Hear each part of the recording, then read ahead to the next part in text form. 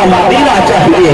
ہم مسلمان ہیں, ہم کو بس مکہ مدینہ چاہیے. تو آئیے میرے دوستوں اس نبی کی شان میں جس کے ذکر کو اللہ رب العزت نے ایک بلندی عطا کی ہے کہ زمین سے لے کر آسمان تک, پہاڑوں سے لے کر دریاؤں تک, ہاتھ کے سروں سے لے کر آفتاب کی کرنوں تک, پورے سماویہ سے لے کر چار بلکہ تمام مذہبی کتابوں تک, کہاں تک کہ حروف تہجی کی بھی شکل میں اللہ رب العزت نے پیارے نبی کی شان کو بیان کیا. آئیے دیکھیں, الف نے کہا کہ اللہ کا رسول آ رہا ہے, با نے کہا کہ بانی اسلام آ رہا ہے, با نے کہا کہ تاجدار مدینہ آ رہا ہے, با نے کہا کہ ضرورت والا آ رہا ہے,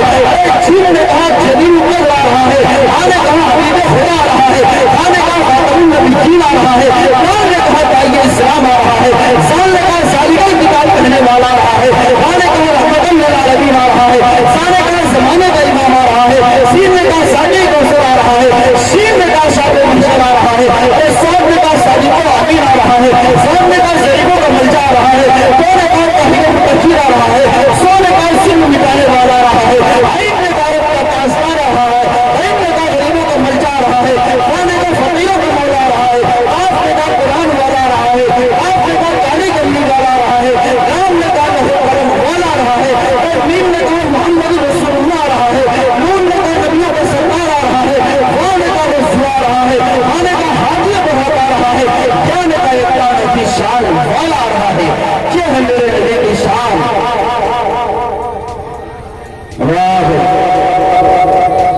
ماشاءاللہ, جس کو سرکار سے ہے پیار علی سے بہت